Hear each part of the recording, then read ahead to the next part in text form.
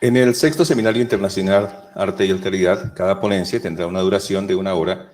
Posteriormente contaremos con 30 minutos para las preguntas del público y de quienes nos acompañan por la transmisión en vivo. Para el manejo de este tiempo, contaremos con unas paletas que le indicarán a nuestros ponentes el tiempo que resta para terminar esta ponencia. Primero les indicaremos cuando resten 10 minutos y posteriormente cuando falten 15. A continuación damos inicio a la ponencia La posibilidad de la paz desde la intolerable imposibilidad de la vida. Para el desarrollo de esta primera ponencia contamos con la presencia del doctor Jorge Bejarano Useche. Es licenciado en Filosofía del año 2010 por la Universidad del Valle. Es magíster en Filosofía del año 2013 por la Universidad del Valle y la Université de Poitiers de Francia, en el marco de una doble titulación. Es doctor en Filosofía del año 2019 por la Universidad del Valle. Desde el año 2011 hasta el 2018 escribió varios artículos filosóficos en los anuarios de estudios de posgrados en filosofía del Departamento de Filosofía de la Universidad del Valle. Ha escrito capítulos del libro sobre la relación Berzón de Luz y en el 2019 publicó la traducción del libro Renacimiento del filósofo artista, del filósofo francés Bruno Cani, en la editorial de la Universidad del Valle. Actualmente es profesor de cátedra en la Universidad del Valle, en los departamentos de Filosofía, Artes Visuales y Estética, desarrollando variados temas y autores relacionados sobre todo con la filosofía y las artes contemporáneas. Bienvenido, doctor Bejarano.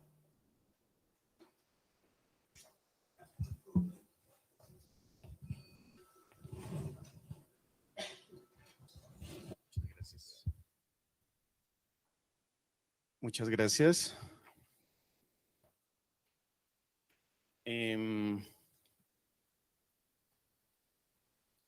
Quisiera hacer una advertencia antes de comenzar el texto que elaboré para esta ocasión, y es que el texto posee,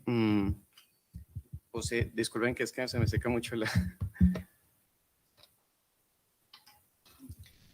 El texto posee muchas referencias, está, digamos, soportado, está respaldado por muchas citas, y por cuestiones de tiempo, pues no las voy a leer porque son a pie de página. Bueno, dice, la posibilidad de la paz. No, está bien así. Sí, gracias.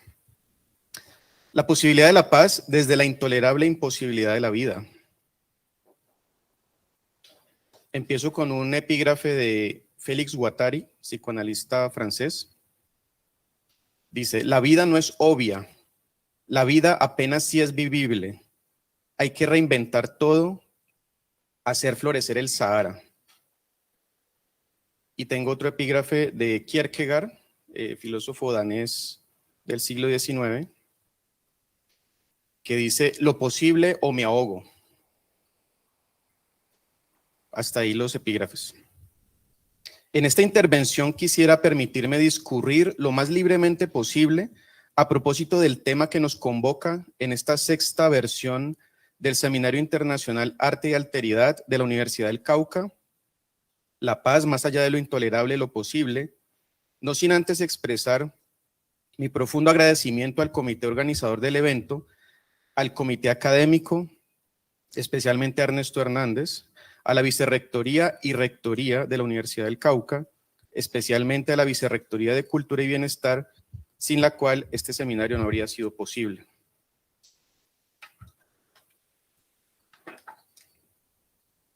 Para entrar de lleno en el problema, podríamos preguntarnos, ¿cómo en lo intolerable, en calidad de intolerable, puede haber algo más allá, que en este caso sería lo posible, o la posibilidad de otra cosa diferente a lo intolerable mismo? Si concebimos lo intolerable como un cerramiento de lo posible, como en la expresión de Kierkegaard, lo posible o me ahogo, si concebimos igualmente lo intolerable como la experiencia del agotamiento, sino la experiencia del acabamiento de lo posible, como una especie de ahogamiento de lo posible, evidentemente, por un ejercicio simple que en sí mismo tendría su propia lógica, tendería a tornarse imposible. Los brazos tenderían a bajarse, como en la expresión coloquial, bajar los brazos, que denotan rendición, derrota o resignación. Y el pensamiento, en su lógica interna que tiende a abstraer, a ser reduccionista y muchas veces a exagerar las cosas, tendería a tomarse, por lo tanto, pesimista, desesperanzado y desesperanzador, perdiendo el aliento, deprimiendo su impulso vital.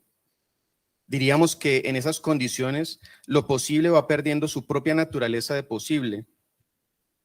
Y sin embargo, el planteamiento del tema del seminario nos invita a pensar de todas maneras, e incluso diríamos que a pesar de todo, sobre la posibilidad de algo que habría más allá de lo intolerable, no solamente la idea misma de lo posible, sino incluso la idea de la paz. Tema, a nuestro parecer, aún más complejo y denso, que dentro del pesimismo mejor repartido, confundimos muy fácilmente con utopía o con simplemente algo imposible. Por lo tanto, la pregunta no sería acerca de si la paz sea o no posible, ya que el lenguaje designa lo posible, sino acerca de si, diríamos, la posibilidad misma de lo posible puede ser algo en sí mismo posible. O dicho de otro modo, si es posible la creación de posible en ausencia del mismo. Ello presupondría, por lo demás, que no sabríamos de antemano de lo que somos capaces, es decir, que no tendríamos conciencia plena de nuestras potencialidades, más allá, si por un esfuerzo, la más de las veces, quizás sobrehumano, nos decidiéramos voluntaria y conscientemente a actuar, lo cual no es aquí el caso que nos interesa. Así, sea como sea, podemos decir que cada paso nuestro, cada gesto, cada respiración, cada movimiento, por pequeño e insignificante que sea, sería en sí mismo como la conjura de lo imposible, es decir, su expulsión del plano de la existencia, al mismo tiempo que su paradójica encarnación y efectuación inmediata. Sería algo que podemos formalizar por ahora como del orden de un paso al límite, a un límite, por lo tanto, igualmente de modo paradójico, continuamente desplazado. Vivir sería eso, afrontar y superar continuamente diversos límites, diversos obstáculos, sobre todo desde los niveles más moleculares. Nos referimos aquí exactamente, para no caer en ambigüedades u obscuridades innecesarias, al hecho de que desde siempre la vida emerge y se aboca, se enfrenta a lo imposible, ya que la vida, lo sabemos, era lo menos probable sobre la tierra.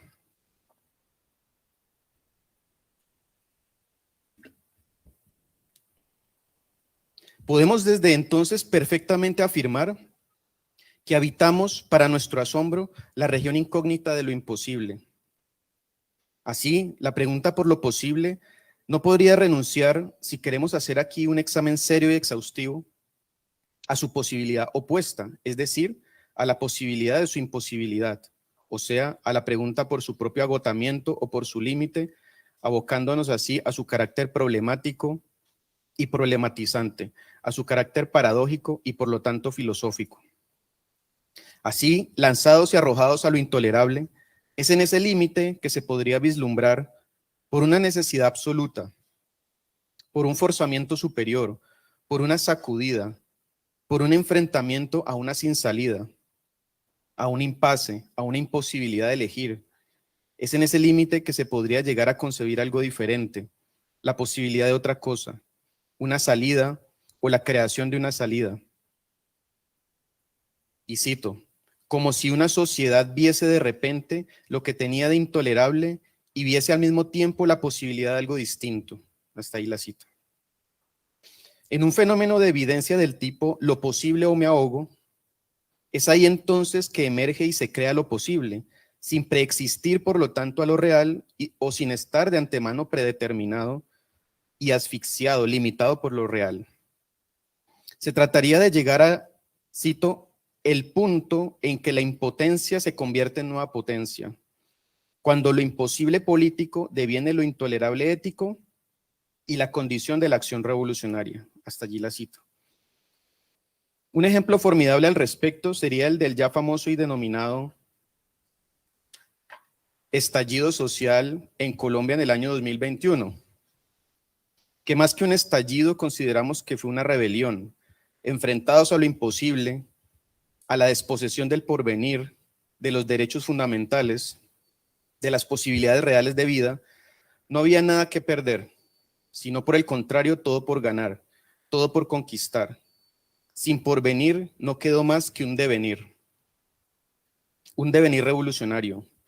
Frente al agotamiento de lo posible, ya no había miedo ni esperanza, ya no importaba el pasado ni el futuro, o se crea posible o de todas formas se perece, nos ahogamos.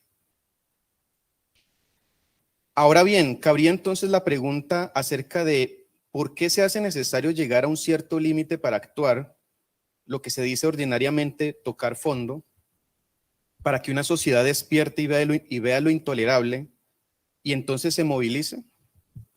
¿Por qué nuestras facultades, acción, pensamiento, memoria, deseo, imaginación, razón, intuición, etcétera, solamente se despiertan cuando tocan sus propios límites, sus propios fondos o quizás sin fondos? Es decir, cuando se ven desbordadas vertiginosamente por algo demasiado grande, algo que se convierte en intolerable, algo que ellas ya no pueden aprender, en el sentido de captar, seguir, reproducir o reconocer, soportar. Tocaría meditar la siguiente consigna del filósofo David Lapouillat a propósito de la filosofía de Gilles Deleuze. Cito: no vivimos en un mundo donde toda acción política es imposible.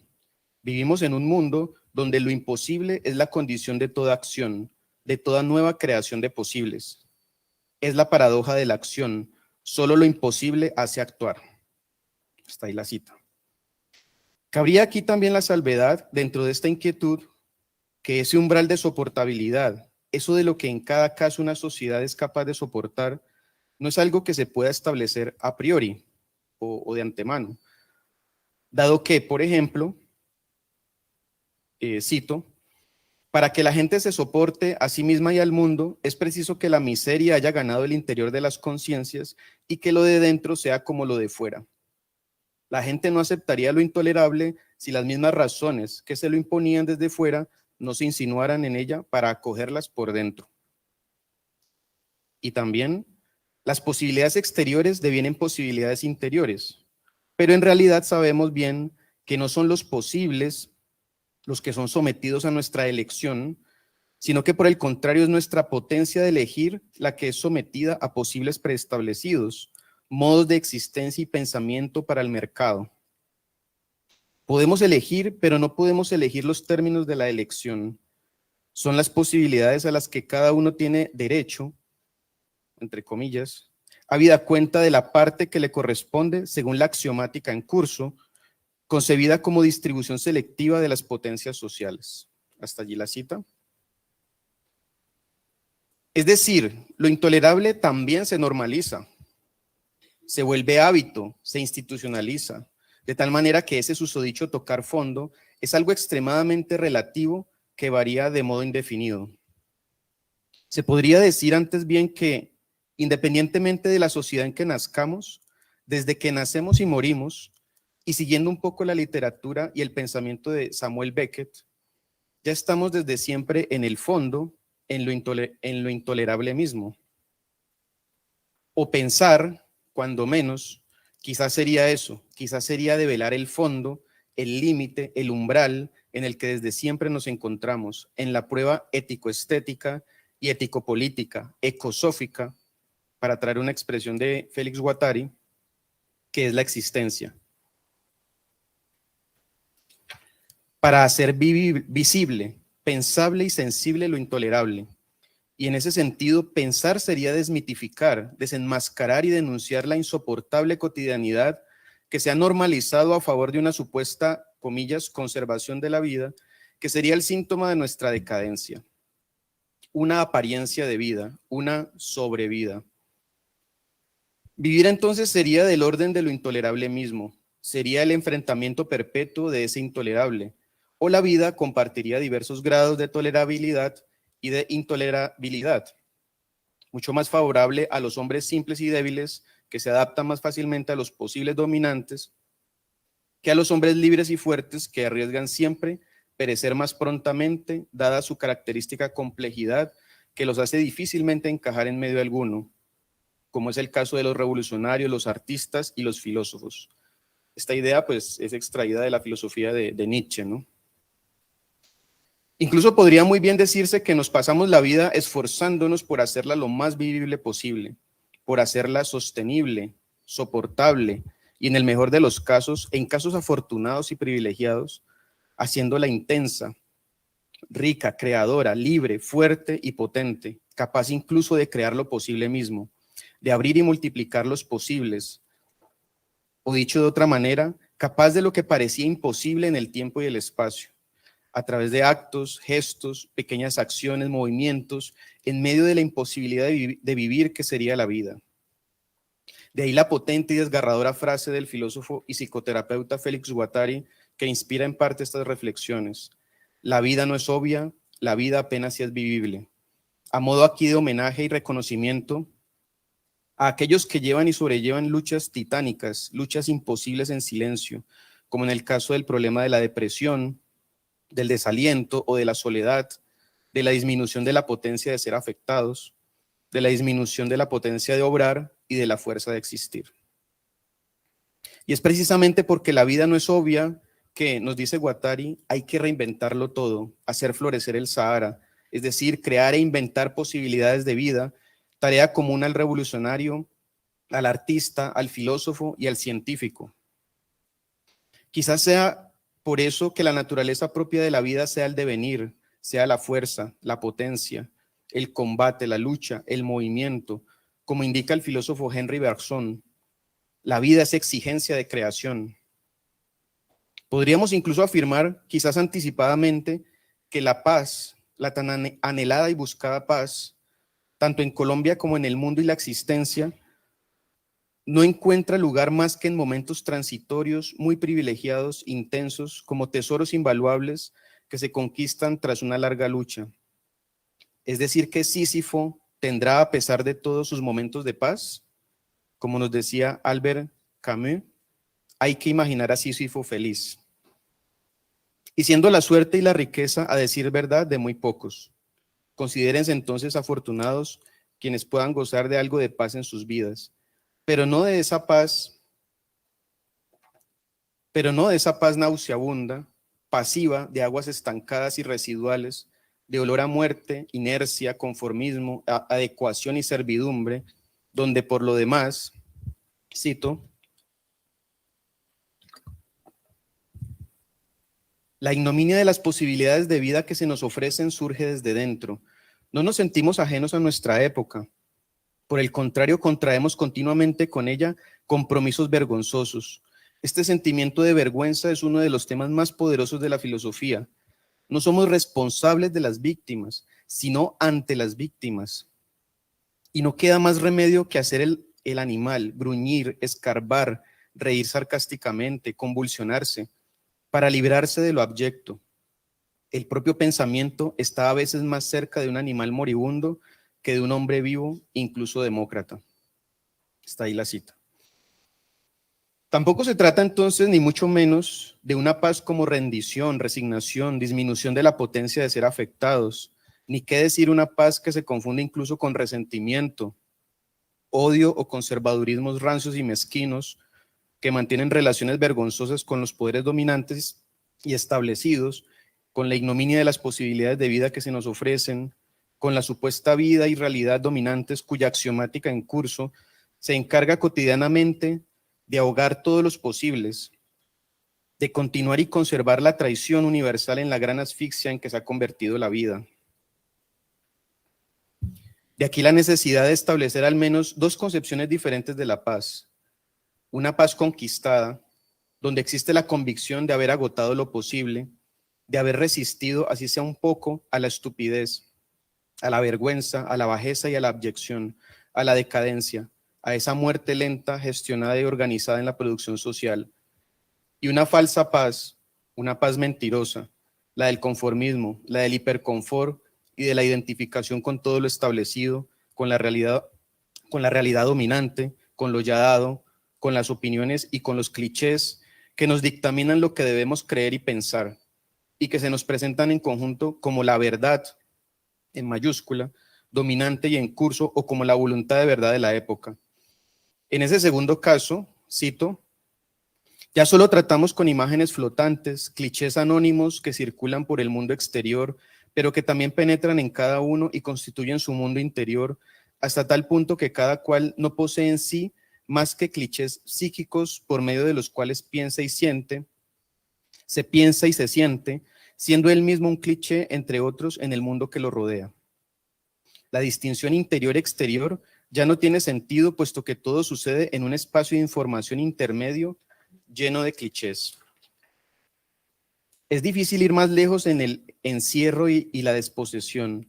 En todas partes, en el interior tanto como en el exterior, clichés que preceden nuestras percepciones, nuestras acciones, nuestros pensamientos, nuestros enunciados, como si el porvenir contuviera por adelantado todos los posibles.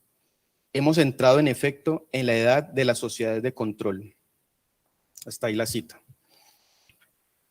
Todo lo cual no quiere decir que, incluso en las sociedades de control, incluso en las condiciones más insoportables e intolerables, las más insólitas, haya belleza e intensidad, haya creación y libertad, y que existir de todas formas, en su cada vez más evidente tragedia, en su eterno retorno, sea algo que valga con creces la pena, puesto que, como decía el filósofo Friedrich Nietzsche, el héroe trágico es alegre.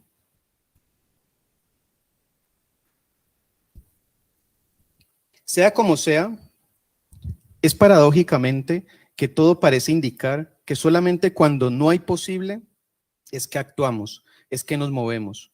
Como ya dijimos, solamente lo imposible hace actuar.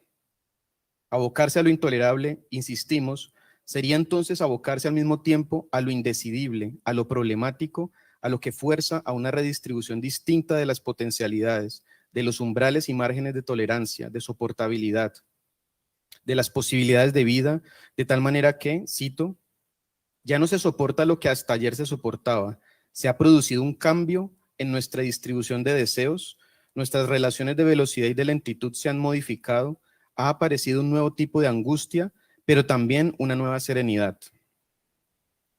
Hasta ahí la cita. Ahora bien, arrojados a esos límites, enfrentados siempre a ese límite, a lo indecidible, insoportable e intolerable que, sin embargo, redistribuye continuamente nuestras capacidades y potencialidades, hay que decir también que siempre se corre el riesgo de zozobrar, de hundirse, de derrumbarse definitivamente, de perecer, de rebasar el límite, de ir más allá del límite y de romper con lo que soporta, con sus umbrales de soportabilidad o de tolerancia. Es una cuestión de vida, es decir, de creación o, por el contrario, de hundimiento, de derrumbe. Lo intolerable mismo nos aboca a ese riesgo, porque dado que no hay opción, tampoco se trata de permanecer en lo intolerable mismo. Su propio forzamiento, su propia violencia nos modifica, nos cambia necesariamente sin siquiera darnos cuenta, para lo mejor y para lo peor, para la vida o para la muerte, para un grado más de potencia, de realidad y de perfección, o un grado menos, una disminución. Hay que decir que hoy ya no somos capaces de lo que éramos ayer, y viceversa. Pérdida y ganancia, ganancia y pérdida. Todo es distinto, todo cambia. No es que haya más o menos vida, variabilidad. Hay duraciones superiores e inferiores a nosotros. Somos tanto engendrados como engullidos por el tiempo. Estamos a su merced, a veces en esperas interminables, como en la obra de Beckett Esperando a Godot, a veces como pacientes infinitos a la manera del filósofo nómada del Guattariano, o como en la obra de Marcel Proust, Prisioneros del tiempo, el tiempo teniendo siempre la última palabra, toda verdad siendo verdad del tiempo, sea la del tiempo perdido, sea la del tiempo que se pierde, sea la del tiempo recobrado que nos libera y nos procura la obra de arte con su poco de tiempo en estado puro, como experiencia viva de, en nuestros términos, una posible paz recobrada o una paz reencontrada que nos sustraería de nuestra carrera desesperada hacia la tumba. de los galopes y del frenesí de la vida que no se detiene por nada ni por nadie, indiferente ella tanto a vivos como a muertos. Las obras de arte encarnarían entonces esa paz como verdaderas contemplaciones extratemporales, como cristales de tiempo que develan su esencia íntima y que nos devuelven así un poco de tiempo y de vida que considerábamos perdidos. Por lo tanto, llevar las cosas a ese límite, vivir en ese límite, de velar por el pensamiento, por la filosofía o por el arte, el fondo o el sinfondo de la existencia, ¿no constituiría ello acaso, como hemos dicho hasta aquí, nuestra vida misma, nuestros modos de vida, sus vocaciones, compromisos, renuncias y esperas, sus devenires silenciosos, sus gustos y placeres, sus ilusiones, delirios y fantasías alucinantes, sus ganancias y pérdidas, sus alegrías y tristezas, sus distribuciones y redistribuciones de potencias y capacidades, sus líneas duras, casa, trabajo, dinero, empleo, deudas, deberes, etcétera, sus líneas flexibles, todos los pequeños placeres del día y de la noche, todos los pequeños miedos y angustias, y sus líneas de fuga, es decir, ahí donde fluye realmente el deseo, donde el deseo encuentra su campo de inmanencia intensivo y produce lo real. Así, para pasar de estos elementos existenciales de naturaleza ético-estética, ético-política y artístico-filosófica, hacia elementos de naturaleza mucho más social, retomamos aquí algo que decíamos más arriba acerca de que lo que en cada caso una sociedad es capaz de soportar no es algo que se pueda establecer a priori o de antemano. Pues bien, siguiendo esa idea, Ernesto Hernández nos dice en su libro del 2014, escrito en conjunto con el filósofo colombiano Carlos Enrique Restrepo, Lo social, perspectivas anexactas. Cito: cada sociedad es siempre tan perfecta como puede serlo, en función del conjunto de fuerzas activas y reactivas que constituyen su esencia actual. La esencia actual es el conjunto de funciones y materias que expresan el poder o la potencia de una formación social, independientemente de las formas concretas en las que encarna. La esencia actual de una sociedad es su grado de perfección o de realidad, y ese grado de perfección o de realidad es físico. Hasta allí la cita. Diríamos que para nuestros intereses y usos aquí planteados en torno a los temas de lo intolerable, lo posible, la paz y el arte, Hernández y Restrepo extraen el diagrama de lo social, lo que expresado en términos de poderes, potencias y fuerzas, diríamos dentro de lo que estamos desarrollando, que es lo que hace posible lo social, o cuando menos lo que lo caracteriza en su naturaleza interna, en su funcionamiento, haciendo la claridad aquí de que, puesto que es un asunto de fuerzas y de relaciones de fuerzas, no hay una naturaleza interna como tal, sino un puro afuera de carácter intensivo, procesual, molecular y en sí mismo diagramático, es decir, en devenir. Es por ello que lo que hace posible lo social no es en el sentido del planteamiento de un fundamento, de una esencia ideal o de la caracterización de una causa o de una serie de causas o categorías que preexistirían a su realidad, haciéndola de ese modo posible, sino que lo que hace posible en términos de poderes, potencias y fuerzas, en términos de lo que efectivamente expresa y es capaz en cada caso una sociedad, en sus modos efectivos de funcionamiento y de composición material, sería contemporáneo de su realidad, puesto que se expresa a través de acciones y reacciones en sentido plenamente material y físico, sin que esto caiga en un determinismo o en un mecanicismo. Acá entonces la esencia se define por la potencia, es decir, todo lo que puede una sociedad coincide anexactamente con su esencia.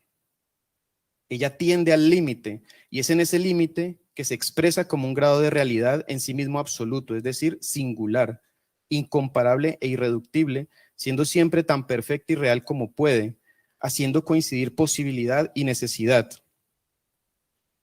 Sería otra perspectiva u otra manera de concebir lo social, donde lo posible, según este diagrama, sería lo inmediatamente necesario, o lo que es lo mismo, donde la esencia como grado de perfección o de realidad sería inmediatamente coincidente con la existencia efectiva, concreta, empírica, práctica y sensible, agotada en la efectuación de su propia potencia, es decir, sin reservas de posibles preexistentes y por lo tanto sin lamentaciones, arrepentimientos, culpas, faltas, carencias o incluso afectos de tristeza como miedos y esperanzas, tan sin embargo útiles y manipulables por los poderes dominantes como los más media o las opiniones. Es a este nivel que desearíamos aquí detenernos un poco para explorar el carácter expresivo de lo social como esa expresión material y física y por lo tanto estética, sensible, que hace coincidir esencia y existencia, posibilidad y necesidad, potencia y acto, en función de una esencia que se definiría por relaciones de fuerzas activas y reactivas efectivas, reales y concretas, y no simplemente posibles y abstractas. Así, deteniéndonos en esta dimensión material y estética de lo social, queremos tener en cuenta aquí también los aportes del historiador de arte George D.D. Uberman, sobre todo en su libro de 2020, Desear desobedecer lo que nos levanta, muy a tono con los levantamientos que desde hace unos años se venían produciendo en América Latina y en otros lugares del mundo.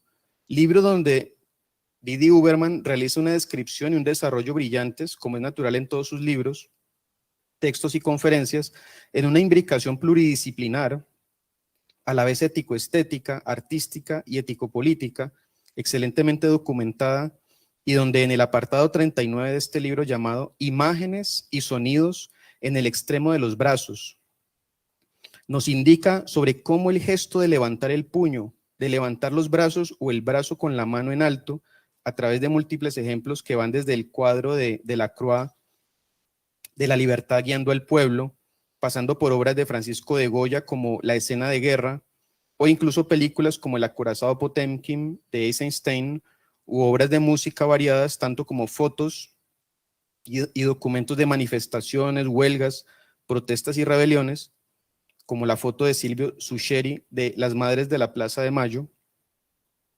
Es un signo y un gesto, el del levantar el del brazo levantado, casi siempre portador de una imagen, de un mensaje.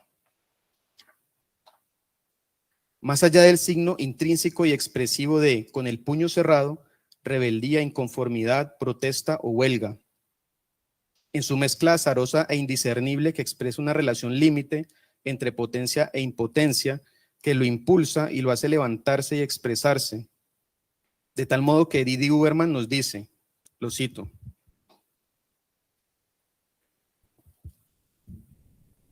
porque en el manifestar están en primer lugar las manos y enseguida los brazos y el cuerpo entero. En latín, el manifestus es el individuo que es atrapado, es decir, pillado infraganti, o con las manos en la masa. Es el que contraviene de una manera visible las reglas sociales. Y la manifestatio designa, entonces, todo lo que se descubre, todo lo que se expone, en el doble sentido del aparecer y de la asunción de un riesgo, y hasta de crimen de leso gobierno, de manera visible, manifiesta, entre comillas, o transgresora como desafío del orden vigente. Manifestar será, por tanto, haber deseado clamar nuestro deseo y ahora desobedecer mediante actos o más bien gestos concertados. Manifestar, dice D.D. Uberman, sería pues meter mano en el deseo, transformar la pérdida en levantamiento, la inmovilidad de desolación en movimiento de río, la parálisis de espanto en progresión soberana, en gesto de emancipación. Tenemos pues que preguntarnos qué hay en el extremo de los brazos de los que se levantan. ¿Qué alzan, qué levantan o qué lanzan esos brazos? Siguiendo este texto, si tomamos el caso del monumento a la resistencia, yo compartí unas imágenes.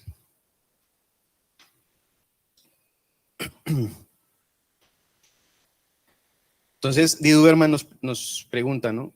¿Qué alzan, qué levantan o qué lanzan esos brazos? Entonces, siguiendo este texto, si tomamos el caso del monumento a la resistencia en la localidad de Puerto Rellena, en Cali, Colombia, construido como efecto y producto de las protestas sociales del año 2021 durante el gobierno de Iván Duque, Cuando la sociedad se levantó contra el Estado, vemos claramente en un gesto de fuerza activa más que reactiva, en una expresión de esencia material y física del poder y la potencia de lo social en el límite de lo que puede, tan perfecta y real como puede, sin carecer de nada, lo que alza esa mano gigante y colorida en su trópico en fuga. Lo que levanta ese brazo de más de 9 metros de altura y que a su vez está levantado y soportado por las imágenes de los jóvenes caídos y mutilados en las protestas y por los escudos de los primera línea, es una pancarta que dice resiste. Vemos así desplegarse la expresión del poder y la potencia del deseo colectivo. Un poder, un deseo y una potencia de resistir a la mencionada ignominia de las posibilidades de vida que se nos ofrecen, a la miseria, a la violencia y crueldad de los ricos y poderosos cuyas alegrías tristes se regocijan con ver al pueblo pobre, hambriento, impotenciado, disperso, ignorante y miserable, desposeído y separado de sus potencialidades y posibilidades reales de vida y reducido cada vez más a lo imposible, a lo intolerable. Un acto, por tanto, de levantamiento, de orgullo y de dignidad. Una manifestación para crear algo imprevisible, lo que era lo menos probable en plena calle. Un brazo alzado gigante, multicolor y multiexpresivo, de más de 9 metros de altura, mano cerrada, mensaje entre los dedos, para materializar de forma artística y sensible el potente acto de sublevación, de rebelión y rebeldía, de resistencia ante lo insoportable e insostenible, ante lo intolerable, ante el presente. Así, si volvemos a nuestra cuestión inicial, ¿qué sucede cuando lo real mismo se vuelve lo intolerable? Si de todas formas cada sociedad es tan perfecta como puede, y ese grado de perfección se decide en la lucha entre fuerzas activas y reactivas, cuando lo real se vuelve lo intolerable mismo y cuando una sociedad lo ve y lo siente desde afuera y desde adentro, no le queda más que plantear y ver al mismo tiempo la posibilidad de algo distinto, porque se afronta lo indecidible, algo sin salida. Se echa mano entonces de un poder constituyente de lo social, en función de una necesidad absoluta, para que lo posible se cree, para que en últimas haya posible. A falta de nada, se vuelve necesario crear la creación, es decir, agitar fuertemente con manos férreas el cubilete de dados del azar, frase de Nietzsche, tanto para lo mejor como para lo peor.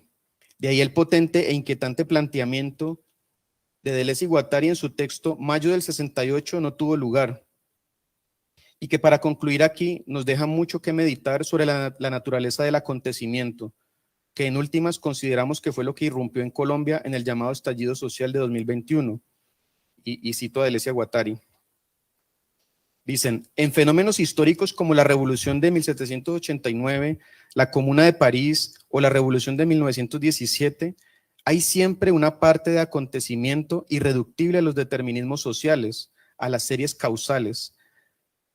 A los historiadores no les gusta esa dimensión, así que restauran retrospectivamente las causas. Pero el propio acontecimiento se encuentra en ruptura o en desnivel con respecto a las causalidades. Es una bifurcación, una desviación de las leyes, un estado inestable que abre un nuevo campo de posibilidades. Prigogine ha hablado de estos estados en los cuales, incluso en la física, las diferencias mínimas se propagan en lugar de anularse y fenómenos absolutamente independientes entran en resonancia, en conjunción. En este sentido, aunque un acontecimiento sea contrariado, reprimido, recuperado, traicionado, no por ello deja de implicar algo insuperable. Son los renegados los que dicen ha quedado superado. Pero el propio acontecimiento, aunque sea antiguo, no se deja superar. Es apertura de lo posible. Acontece en el interior de los individuos tanto como en el espesor de una sociedad. Claro que los fenómenos históricos que estamos invocando van acompañados de determinismos o causalidades, aunque sean de otra naturaleza. Mayo del 68 pertenece al orden de los acontecimientos puros, libres de toda causalidad normal o normativa. Su historia es una sucesión de inestabilidades y de fluctuaciones amplificadas. Hubo mucha agitación, gesticulación, palabras, bobadas, ilusiones en el 68, pero esto no es lo que cuenta. Lo que cuenta es que fue un fenómeno de evidencia, como si una sociedad viese de repente lo que tenía de intolerable y viese al mismo tiempo la posibilidad de algo distinto.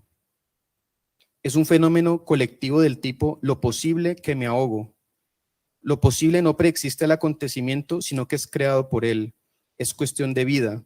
El acontecimiento crea una nueva existencia, produce una nueva subjetividad, nuevas relaciones con el cuerpo, con el tiempo, con la sexualidad, con el medio, con la cultura, con el trabajo. Cuando se produce una mutación social, no basta con extraer sus consecuencias o sus efectos siguiendo líneas de causalidad económicas o políticas. Es preciso que la sociedad sea capaz de constituir dispositivos o agenciamientos colectivos correspondientes a la nueva subjetividad, de tal manera que ella desee la mutación. Muchas gracias.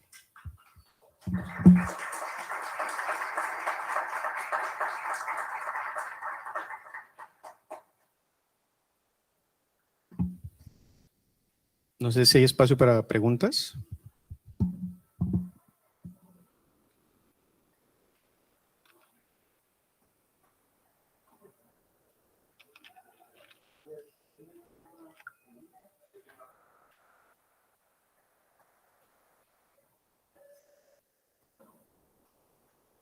Buenas, buenas. Buenos días a todas y a todos.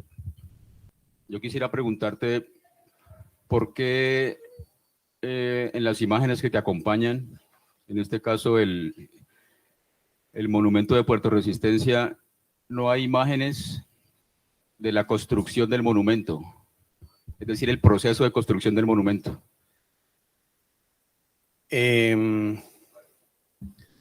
Pues, muy buena pregunta. Sí, es importante señalar que fue un monumento, o a veces le llaman antimonumento, construido por la gente, ¿no? Por la gente del barrio, por una multiplicidad de personas, digamos, venidas de muchas partes, ¿no? Es la conjunción de libre, digamos, que surgió de la propia población, de los vecinos del barrio, que en Cali se llama Puerto Rellena, pero en el marco de lo que normalmente se llama estallido social, pues se le cambió el nombre como Puerto Resistencia.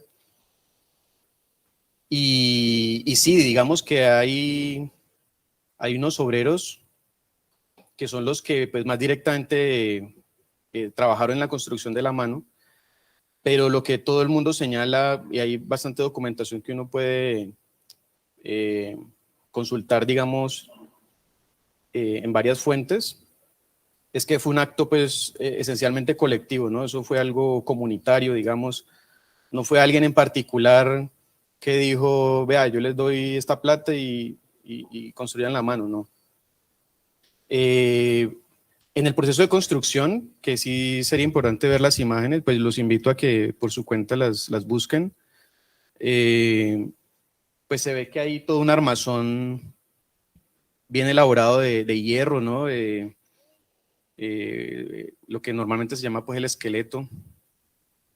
Y la verdad que pues fue fabricado y fue pues elaborado de manera bastante, pues con una tecnicidad bastante importante, ¿no? Digamos que no es algo ajeno a una arquitectónica, digamos, más del orden de lo artesanal, sino que es algo también ingenieril, digámoslo así. Pero me interesaba más poner imágenes del día que se inauguró y de cómo la gente se congregó, digamos, alrededor de la mano. Digamos que, pues sí, en ese sentido, me interesó más mostrar como el resultado final, por decirlo así, aunque pues eso ha tenido bastantes cambios, pero pues sobre todo el día de la inauguración, ¿no? Entonces, Sí, me interesaba más mostrar ese resultado, digamos, cuando ya estaba colorida, porque en el proceso pues es gris, ¿no? Es el hierro, es el cemento, entonces me interesaba mostrar sobre todo eso que yo digo en el texto como un trópico en fuga, ¿no? Como la esencia de lo social como potencia, digamos, manifestado de forma multicolor, de forma expresiva. ¿Por qué? Porque en el proceso, digamos, el proceso de construcción es importante, pero consideré más importante el acabado. Bueno, obviamente pues se puede incluir todo, no se excluye nada, pero el acabado daba más el carácter expresivo que yo sobre todo esa noción de expresión que me interesa.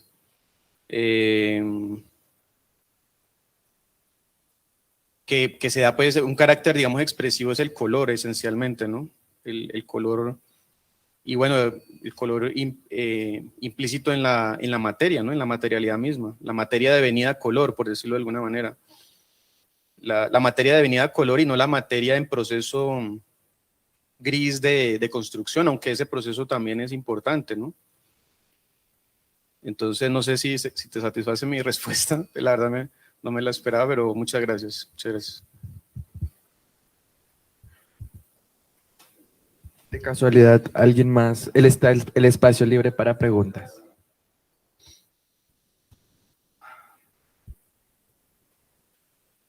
Bueno, buenos días.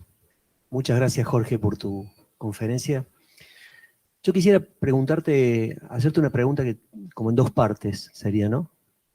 La paz, más allá de lo intolerable, lo posible. Si eso más allá de lo intolerable es la tolerancia, o bien es posible crear una cultura de la paz más allá de la idea de tolerancia, ¿no? Y por supuesto más allá de la idea de intolerancia. Tolerancia es una palabra que significa soportar, ¿no? Sí. Es una pasión triste, podemos decir así, o una indiferencia. Parte del principio, preferiría que en el mundo no estuvieras, pero ya que sucede la desgracia de que estás, lo menos peor es soportarte, ¿no? Sí. No, muchas gracias. No, pero ya. no, es que yo creo que eso va en el mismo sentido del espíritu de tu conferencia, ¿no?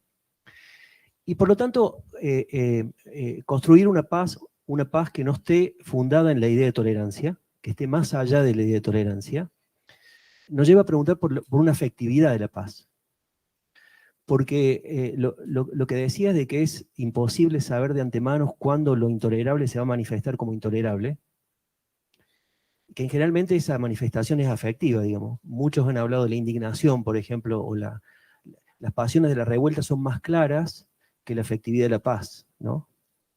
Entonces, concretamente, la pregunta sería, ¿cuál sería esa afectividad de la paz?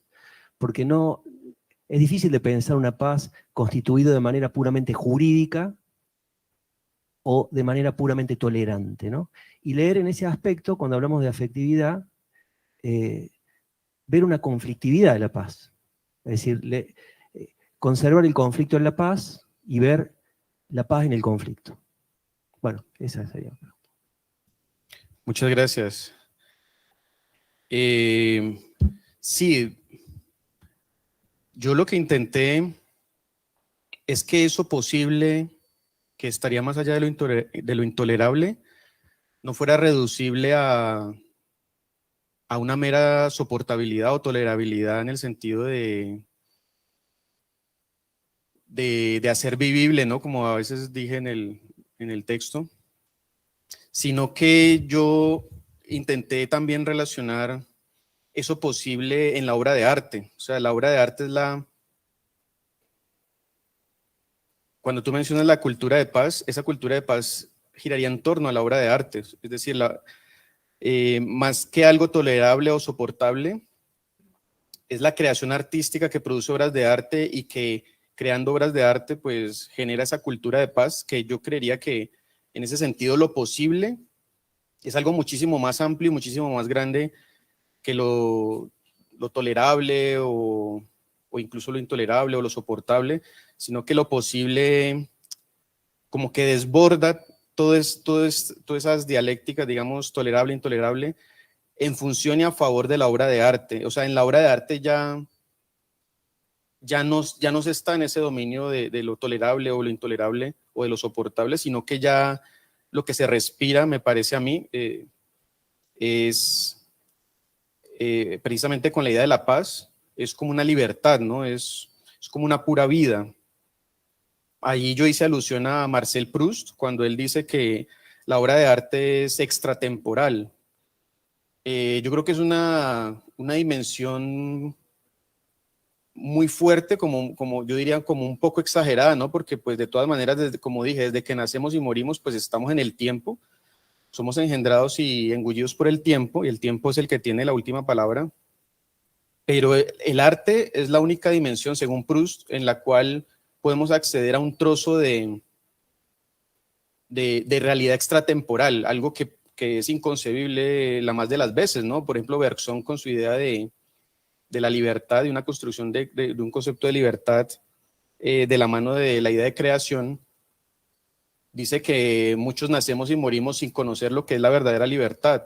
O sea, el hecho de nacer, de entrar en el mundo, en la realidad, y en estas relaciones de lo tolerable, intolerable, etcétera, no garantiza que en algún momento de esa vida que transcurre se experimente la verdadera sensación, el verdadero sentimiento de una libertad, llamémosle ya como absoluta, ¿no? Como lo que él llama la pura duración, ¿no? En el caso de Bergson, que se han hecho muchos estudios pues, que relacionan esta idea de duración con la obra de Proust, y que yo veo muy bien cuando él dice realidad extratemporal. Entonces, la afectividad de la paz dependería grandemente, o no sé si únicamente, pero en muchísima gran medida de las obras de arte. Es decir, sin obras de arte, sin música, sin pintura, sin expresividad en el sentido pues, del arte, esculturas y demás, obras de teatro, etcétera, pues no se podría construir una afectividad de paz. Y esa afectividad de paz no excluye, como muy bien señalaste, la idea que creo que lo señalaste muy bien, de un conflicto como interno en esa idea misma de paz. O sea, la idea de paz no excluye relaciones de fuerzas que se afectan entre ellas y que pueden tomar la forma de conflicto. Es decir, no es una paz como dije en el texto, no es una paz como inercia, como muerte o como estatismo, ¿no? Como pasividad tampoco, sino que es una paz móvil, es una paz en movimiento, es una paz que se conquista día a día en la medida en que agotemos lo posible, esta idea de agotar lo posible que del estómago de Beckett, ¿no? Que es una idea, a mí me pareció súper compleja, o sea, yo me la he pasado estudiando esa idea del agotar lo posible, pues es bastante complejo, pues porque tiene unas dimensiones filosóficas fuertes. Yo quise incluir también la idea de lo imposible, de la paz, pero, perdón, de lo imposible, sí, digamos, entrar en todo este juego de palabras. Por ejemplo, hay otro término que es lo virtual, pero yo no quise entrar como en eso. Entonces, de pronto sí no se señaló con la fuerza y la contundencia ese paso al elemento del arte, que yo lo denomino ahí, yo no sé si existe esa denominación, pero yo la arriesgo allí, y es una paz reencontrada o una paz recobrada, ¿no? Usando la expresión de Proust del tiempo recobrado. Entonces es la obra de arte la que nos procura esa vida que vemos cotidianamente perdida, porque pues está sumida muchas veces en lo intolerable, lo tolerable. Pero si accedemos a algo de arte, nos sentimos liberados, así sea por un instante, sentimos algo de vida, sentimos algo de una realidad extratemporal que, dice Proust, por ejemplo, en la cual yo ya no temo a la muerte, en la cual el miedo, la esperanza, todos estos afectos de tristeza cotidianos se desvanecen y se desvanecen casi mágicamente, ¿no? Se desvanecen de forma muy directa, de forma muy inmediata, y eso es lo único, eso es lo que logra hacer la obra de arte. Yo quisiera hacer una última referencia respecto a la pregunta, y es que la claridad, digamos, de estas ideas de que la obra de arte es obra de paz, cultura de paz y es afectividad de paz, pues la tomé y la descubrí bueno, ahí me disculpan todos, pero también es una invitación para que vengan el viernes, es una especie de spoiler, en la ponencia del filósofo Arnaud Villani, el filósofo francés. Dado que con Ernesto pues hicimos el trabajo de traducción y demás, pues ahí yo vi esta noción y me pareció que encajaba muy bien y me he servido de ella, ¿no? Entonces los invito el viernes, no se van a perder esa conferencia de Villani, donde él caracteriza mucho más esta idea de la obra de arte como la que es la constructora de paz en última instancia. Después de unos desarrollos pues amplios y demás, él llega un poco a estas ideas, ¿no? No sé si te satisface al menos por ahora. Bueno, gracias. Bueno, por temas de tiempo, responderemos una última pregunta. Hola. En algún momento tú haces referencia muy brevemente a Esperando a Godot, la obra, y estaba pensando en si acaso haces una alusión en términos de quizá desamparo, por esperar ese algo paz, ¿no? Que se espera y se espera, y sin embargo esos móviles del encuentro son muy inciertos, y sobre todo en nuestro contexto, ¿no? Como de un insistente conflicto que permanece. ¿Cómo entender esa espera, esa espera? Sí, pues es una idea o un afecto terrible, me parece a mí terrible, pues porque a veces uno diría que muchas veces la vida es una larga espera o se vuelve la integración de una multiplicidad de esperas, desde la espera, desde las más pequeñas hasta las más grandes, ¿no? Y que muchas veces el acontecimiento mismo es que no llega a nada, ¿no? No acontece nada o por más que uno espere no se llega a término, no hay como una finalidad, no hay algo que dé razón de la espera, ¿no? Entonces la alusión era con ese ánimo, como de lograr ejemplificar y transmitir esa fuerza de la espera como afecto, pues muchas veces desgarrador también y como una forma de agotar lo posible, o sea, como una forma de cómo la serie de acciones en un espacio determinado, por la espera misma de la espera a Godot, ya están como liberadas, ¿no? Ya están esa serie pues de acciones, de movimientos, porque eso es muy característico de la obra de Beckett, ¿no? Agotar las posibilidades inmanentes al espacio, todo lo posible que hay en un espacio, siempre tenderlo a un límite, llevarlo a un límite en el cual se revela esa fuerza, la fuerza de la espera, ¿no? Y bueno, la alusión ahí yo que hago para salir un poco de ese impasse o de esa asfixia, digamos, de la eterna espera, es el llamado también al filósofo que es el paciente infinito o el que espera infinitamente, ¿no? Bueno, el filósofo y también incluiría al artista y demás, ¿no? ¿Por qué? Porque es otra manera de pensar la vida, ya no como en función de finalidades y de proyectos y de programas, porque se vuelve una vida de antemano asfixiada por los posibles dominantes,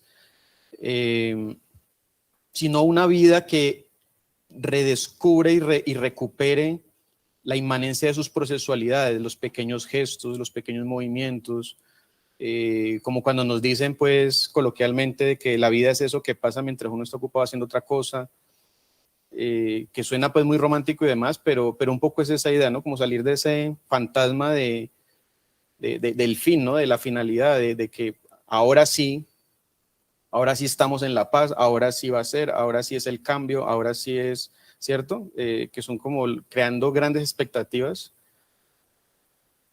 pero apostando más a favor como como dije, a las pequeñas procesualidades, ¿no? Como algo más minoritario, más molecular, más de... Porque ese es un riesgo, ¿no? Que el pensamiento, como dije, tiende a abstraer mucho y a reducir, ¿no? Y en ese abstraccionismo y en ese reduccionismo, pues corre perpetuamente el riesgo de desfallecer o de ser pesimista, ¿no? Entonces, bueno, ahí viene una idea que es un poco más problemática, más compleja, que es más de Nietzsche, y es que es salirse pues de esa, en el caso de la paz y esto, de la espera de la paz y demás, y es concebir la vida pues como una guerra, ¿no? O sea, de hecho él hace un llamado al guerrero, y más como a fomentar una vida de guerrero y una vida que se sale de esas expectativas, esas esperas y demás, y que se concibe más como guerra. Pues yo lo veo en sentido muy amplio, es en el sentido de que la vida es la manera como cotidianamente, todos los días o perpetuamente afrontamos y superamos ciertos obstáculos, ¿no? Ciertos problemas, digamos, la vida es planteamiento y solución de problemas, ¿no? Pues desde el problema de alimentarse, el problema de, pues sí, toda una serie de problemas, ¿no? Es más en ese sentido, en un sentido a favor de la vida, positivo de una vida de guerrero, en el sentido pues de fortalecerse, de entrenarse, de un devenir activo, por fuera pues de las grandes expectativas y esperanzas pues que a veces nos conduce un pensamiento demasiado abstracto, ¿no? Bueno, no sé si te satisface mi respuesta hasta allí. Bueno, muchas gracias.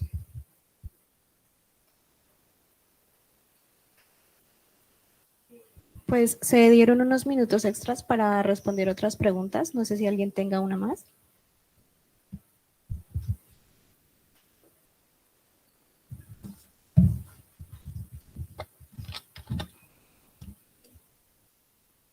Hola, muy buenos días.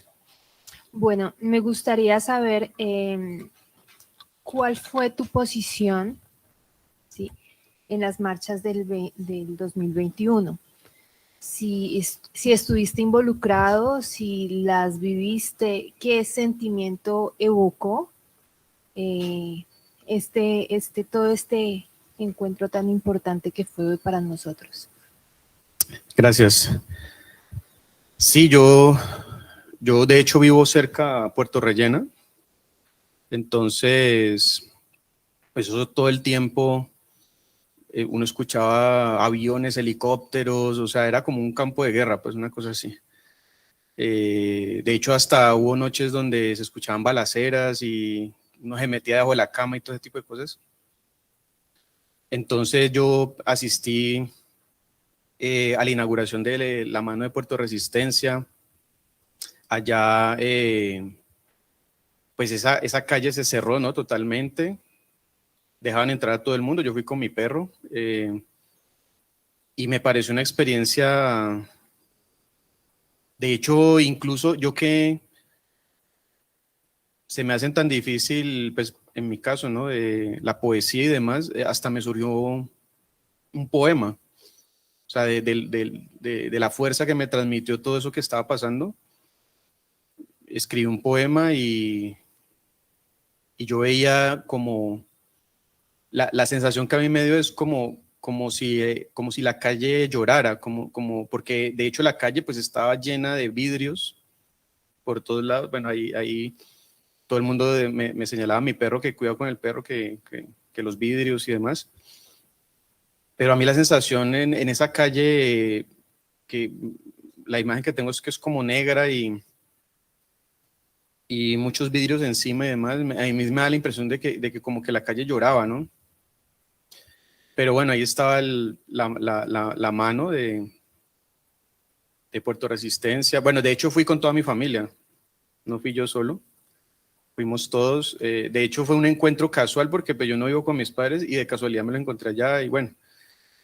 Pero Sí, digamos, y en esas noches terribles donde los jóvenes, pues, los que se llaman primera línea y demás, amotinados y que los atacaban y demás, en algunas ocasiones, pues uno fue a llevarles agua o apoyar allí, digamos, ese asedio, ¿no? Porque eso fue un asedio terrible, ¿no? Y en varios puntos, ¿no? Yo estoy hablando de Puerto Resistencia porque es donde yo vivo cerca, pero por ejemplo, hubo otro que bautizaron Apocalipso, donde gaseaban las casas y bueno, era terrible porque era la provocación también, o sea, la gente estaba tranquila en sus casas, ancianos, niños y demás, y era que tiraban los gases dentro de las casas, entonces pues casi que obligaban a la gente a salir y bueno.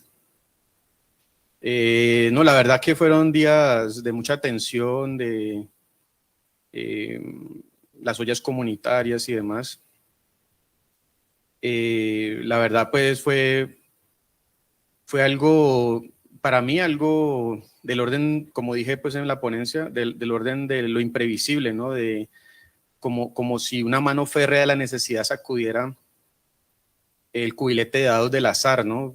Una gran sacudida frente a, pues, a eso intolerable que venía, ¿no? Que se intuía, digamos, como lo era desde lo de la reforma tributaria esta hasta pues todo lo demás de ahí para allá, ¿no? Entonces, en Cali fue una experiencia singularmente intensa. Sí, aquí hay otra pregunta. ¿Sí, sí está bien? Bueno. ¿No puedes compartir parte del poema? Yo lo compartí en un grupo de WhatsApp que tenemos que se llama La Sombra Siniestra. De pronto lo busco porque no lo recuerdo de memoria. Voy a, si me das un instante, lo voy a buscar, pues si todavía está ahí.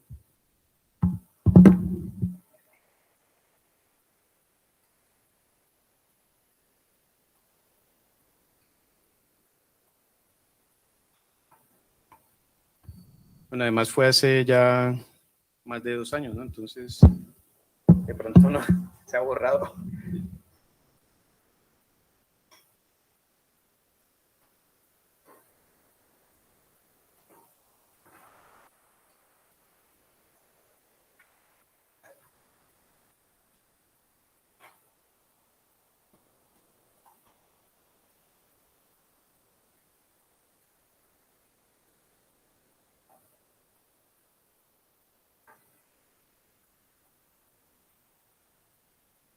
No, de hecho no llega. Se los quedo debiendo. Les quedo viendo el poema. Pues era muy corto, pero en una de las partes que por eso fue que lo hice, que sentía que la calle lloraba, y sí, pero no lo recuerdo de memoria, la verdad. Pues como dije, se me hace muy mal los poemas, muy rara vez pues escribo algo así. Poemas, ¿no? Bueno, entonces me disculpan. ¿Alguna otra pregunta?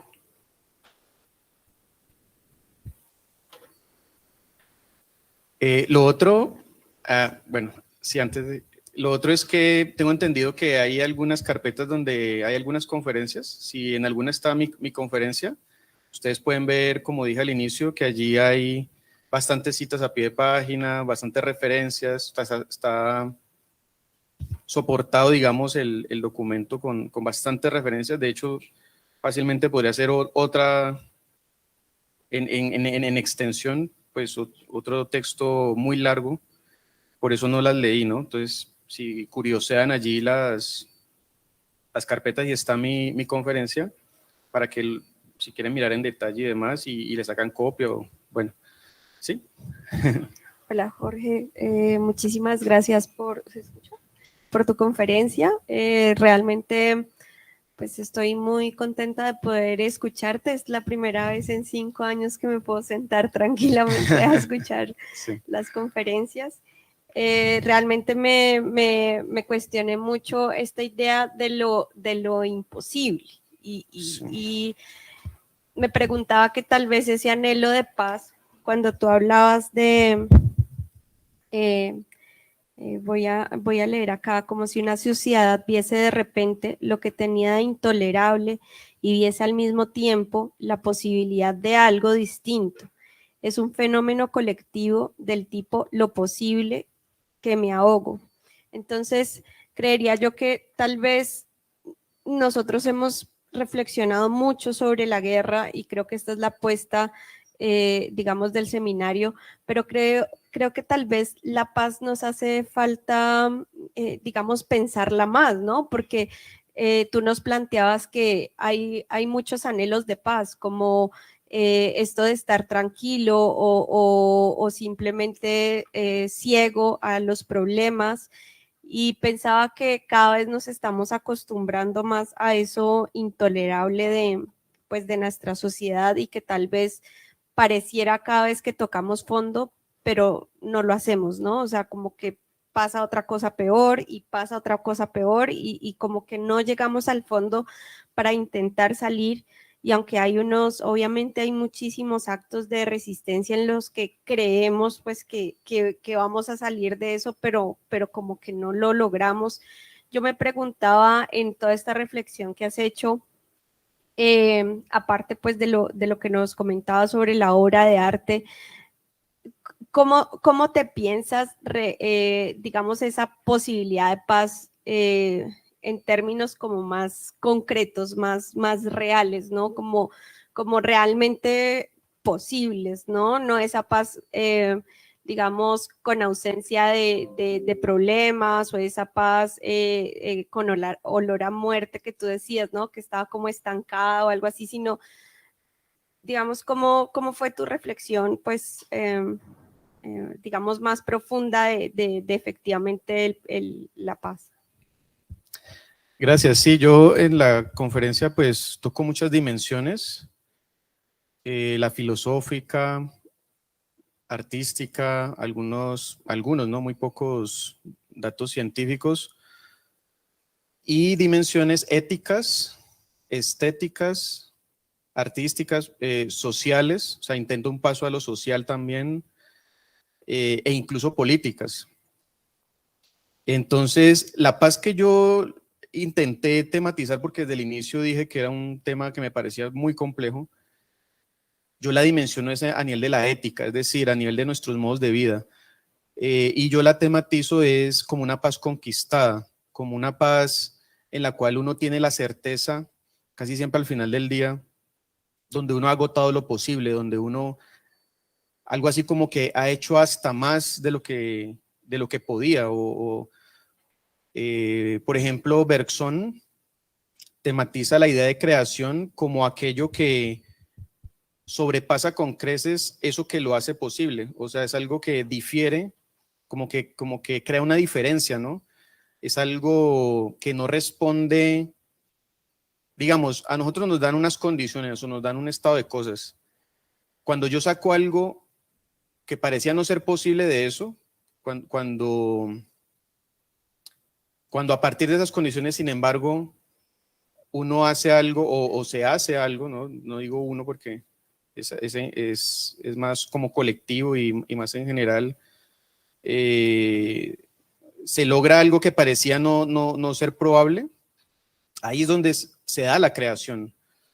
Y el que aporta la creación en un cierto nivel también es la idea de tiempo como duración.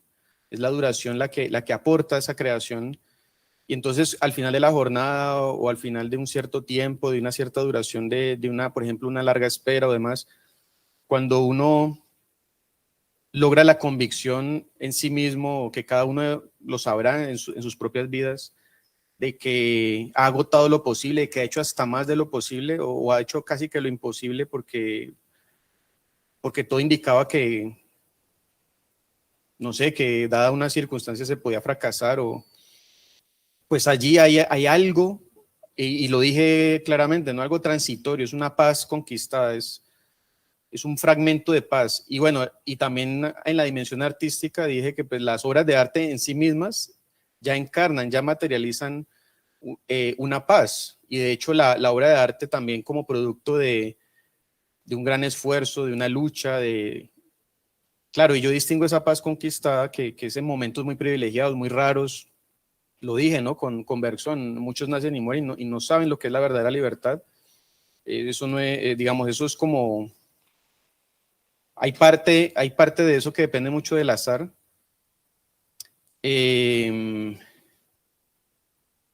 Digamos, sí, son la experiencia de la duración, la experiencia de la libertad, de la verdadera libertad, son momentos muy raros, son muy privilegiados, son escasos. Y esa paz, yo la diferencio de la otra paz que yo la llamo ahí la falsa paz, que es la paz mentirosa en el sentido de que vivo yo en función de los clichés dominantes, del hiperconfort, del conformismo sobre todo. Vivo,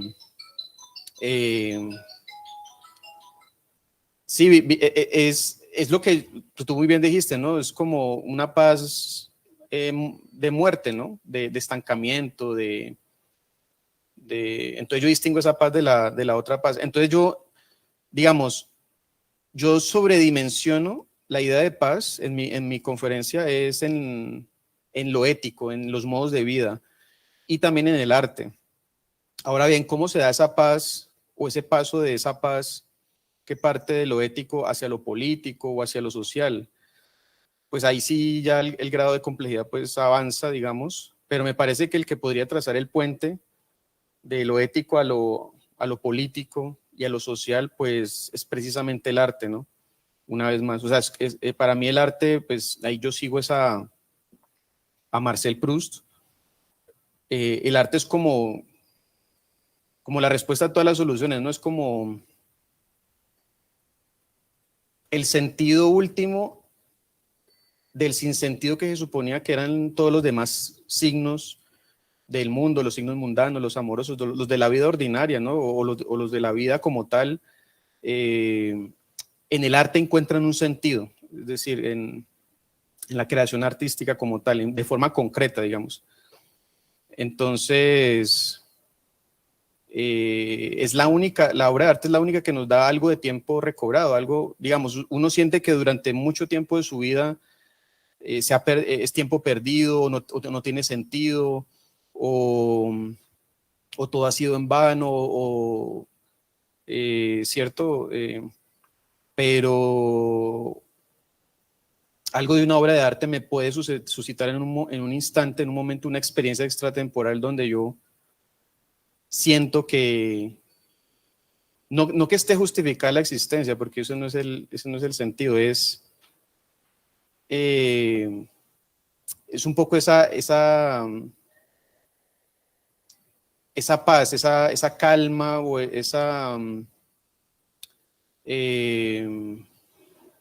sí, tranquilidad, serenidad, pero pues como digo, son momentos muy raros y muy privilegiados, pues uno puede pasar al lado de una obra de arte y no sentir nada o ser indiferente, ¿cierto? Digamos que cuando una obra de arte te toca,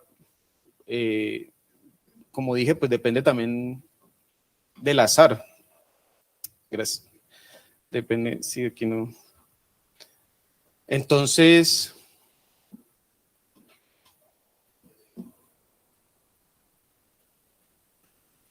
yo creo que lo clave es eso, son los modos de vida, es la ética, porque usted puede tener el megaproyecto de la paz, pero si en los modos de vida, si en la ética no somos, no llevamos a cabo esa paz, no, digamos, esa paz no como conformidad, sino como conquista y lucha, pues de poco sirve el megaproyecto, ¿cierto? De poco sirve plantear el gran proyecto de la paz si en nuestra vida cotidiana, en la inmanencia misma de nuestros modos de vida, no lo hacemos o no llevamos a cabo la lucha por la conquista de ese poco de tiempo en estado puro o de esa experiencia extratemporal o de esa sensibilidad que me procura la obra de arte, ¿no?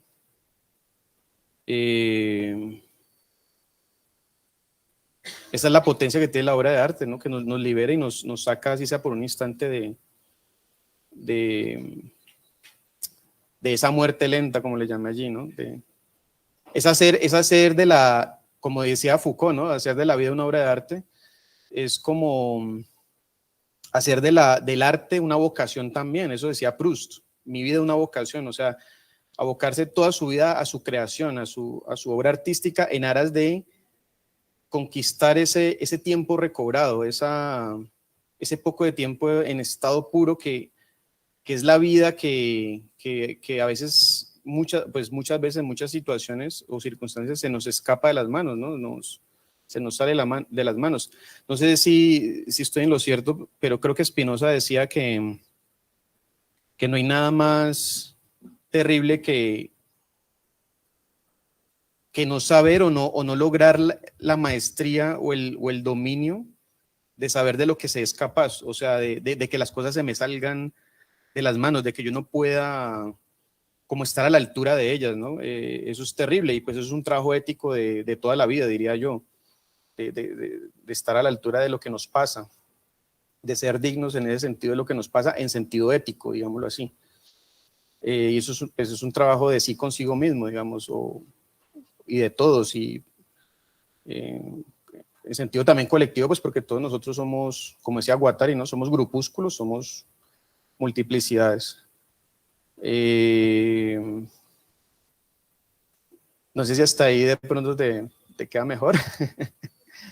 Bueno, muchas gracias.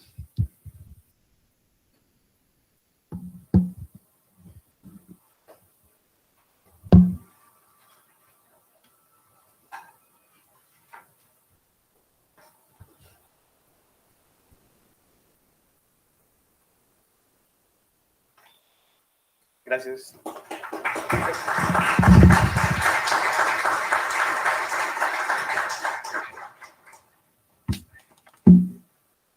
En nombre de la Vicerrectoría de Cultura y Bienestar y el Seminario Internacional Arte y Alteridad, agradecemos a Jorge Bejarano Useche por hacer parte de esta sexta versión del seminario con su ponencia La posibilidad de la paz desde la intolerable imposibilidad de la vida. De la misma manera, agradecemos al público presente y a quienes nos han acompañado por medio de la transmisión en vivo, por su atención y por su asistencia a este espacio. Los invitamos a participar de la siguiente ponencia, La Paz Imposible, con Alberto Valencia Gutiérrez, la cual empezará a las 10:45.